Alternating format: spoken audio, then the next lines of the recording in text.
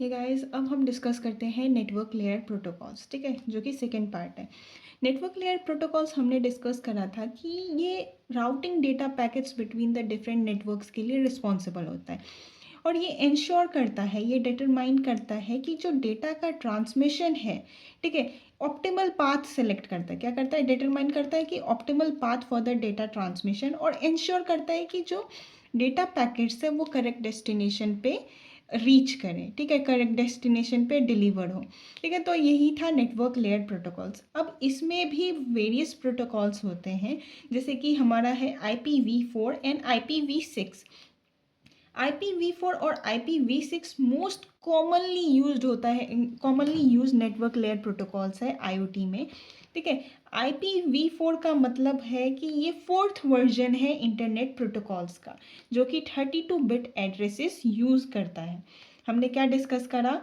IPv4 जो है ये फोर्थ वर्जन है इंटरनेट प्रोटोकॉल्स का, जो कि 32 बिट एड्रेस यूज़ करता है। अगर वही बात करें IPv6, ये सिक्स्थ वर्जन है इंटरनेट प्रोटोकॉल्स का। ठीक है, जो कि 128 बिट एड्रेस को यूज़ करता है।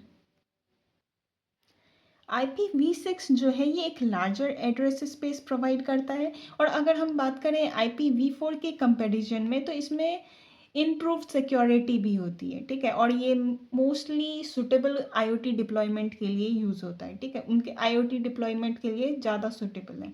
ठीक है, IPv4 V6। अगला जो आता है 6 लो पैन। ठीक है, IPv6। अब ये क्या है भाई? तो इसका मतलब ये डिज़ाइन किया गया है resource constraint devices and networks के लिए, जो कि अलाउ करता है डिवाइसेस को इंटरनेट के साथ कनेक्ट करो using internet protocol version 6। Now अब हमारा आता है 6TiSCH। IP वर्जन 6 क्या है? अब ये देखो, ये एक्सटेंशन है किसका? 6 लो पैन प्रोटोकॉल्स का। अब ये इसका बेसिकली काम क्या है? ये एक डिटर्मिनिस्टिक और रिलायबल कम्युनिकेशन प्रोवाइड करता है इंडस्ट्रियल IoT एप्लीकेशन में, जैसे कि जिसको स्ट्रिक्ट टाइमिंग या रिलायबिलिटी की रिक्वायरमेंट है, ये उनके लिए ज़्यादा सूटेबल है। नेक्स्ट आता है नेबर डिस्कवरी।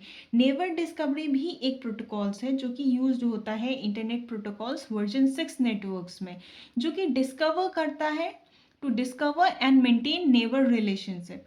ठीक है, ये अलाउ करता है डिवाइसेस को to determine the link layer address of the neighbouring devices. जो भी नेबरिंग डिवाइसेस हैं, तो उसके लिंक लेयर एड्रेस को डिटरमाइन करने का काम किसका है? नेबर डिस्कवरी का।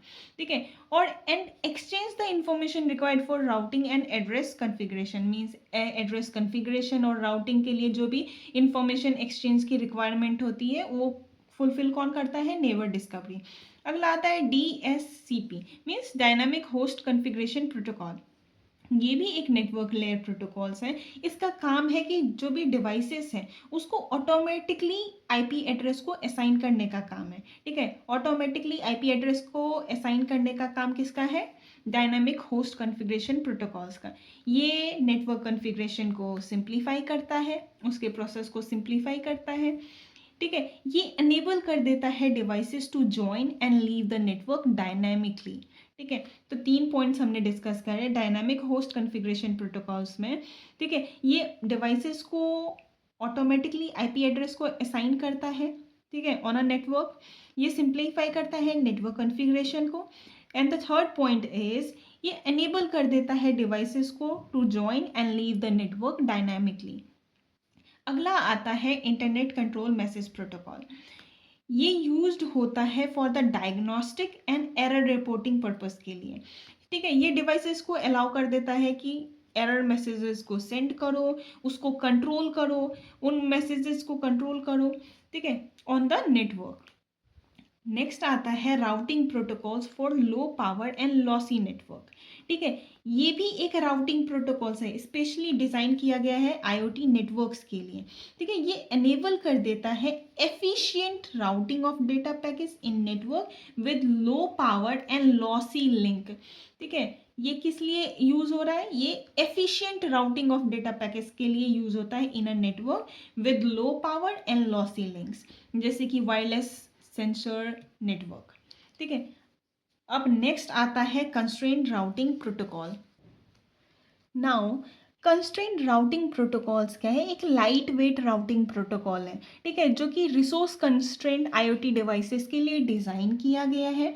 ये efficient routing of data packets in a network provide करता है विद लिमिटेड रिसोर्स, क्या लिमिटेड रिसोर्स, जैसे कि लो पावर माइक्रो कंट्रोलर्स, ठीक है। अब नाउ हमारा आता है constraint application routing protocols. Constraint application routing protocols design किया गया है लो एनर्जी कंजप्शन और एफिशिएंट राउटिंग के लिए। ये किसके लिए यूज़ किया गया, लो एनर्जी कंजप्शन और एफिशिएंट राउटिंग के लिए यूज़ किया गया। It enables devices to discover and maintain routes in resource constraint environment। पिछले वाला रिसोर्स राउटिंग प्रोटोकॉल्स जो था वो डिज़ाइन किया गया था रिसोर्स कंस्ट्रेंट आईओटी डिवाइसेस के लिए, जो कि efficient routing of data packets provide कर रहा था नेटवर्क में विद लिमिटेड रिसोर्स, ठीक है। और जो कंस्ट्रेंट एप्लीकेशन राउटिंग प्रोटोकॉल्स है ये यूज़ किया गया है लो एनर्जी कंजप्शन या एफिशिएंट राउटिंग, जो भी आईओटी एप्लीकेशन है जिसको लो एनर्जी कंजप्शन या एफिशिएंट राउटिंग चाहिए, तो ये उनके लिए डिज़ाइन किया गया है, ठीक है, constraint application routing protocols.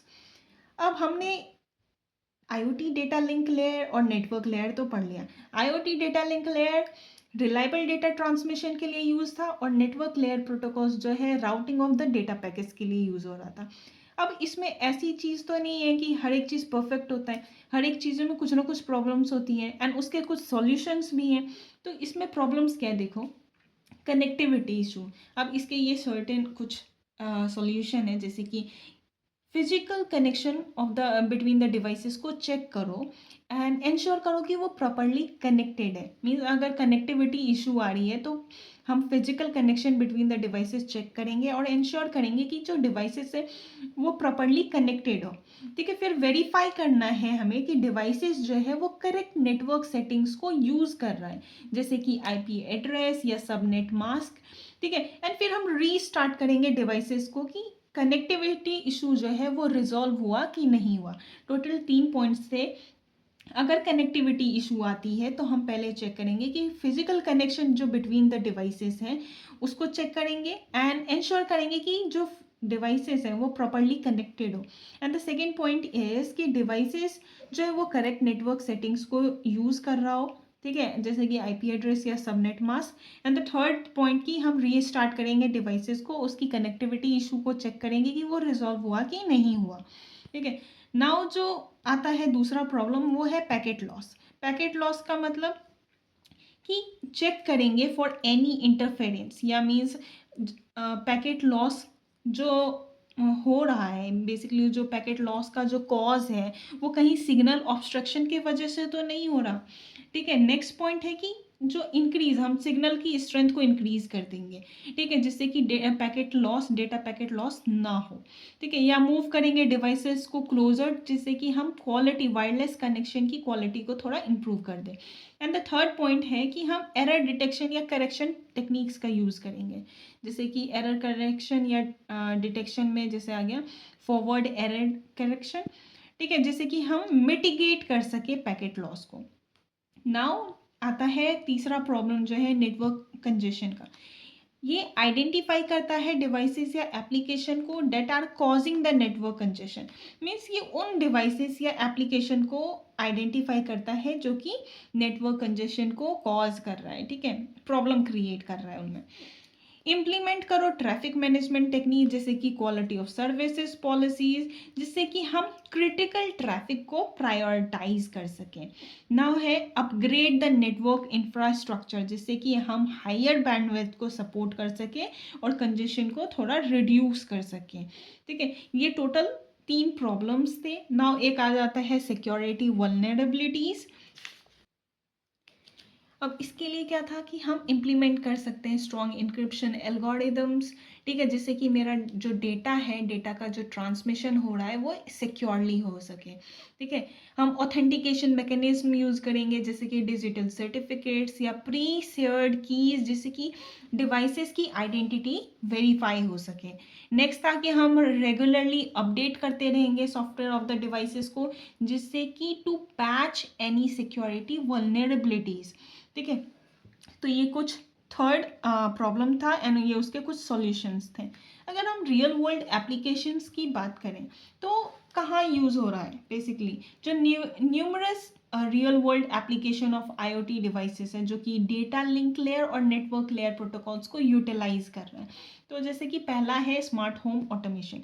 Smart home automation में आईओटी डिवाइसेस जैसे कि स्मार्ट थर्मोस्टैट हो गया या स्मार्ट लाइट्स हो गए, स्मार्ट लॉक्स हो गया, ये यूज़ होता है इन प्रोटोकॉल्स में, ठीक है, जिससे कि कंट्रोल कर सके various aspects of a home या कम्युनिकेट कर सके। बेसिकली स्मार्ट होम ऑटोमेशन में यूज़ हो रहा है, ठीक है। इंडस्ट्रियल ऑटोमेशन में यूज़ हो रहा है, जिससे कि हम मॉनिटर ये प्रोसेसेस को मॉनिटर एंड कंट्रोल कर सके, ट्रैक इन्वेंट्री।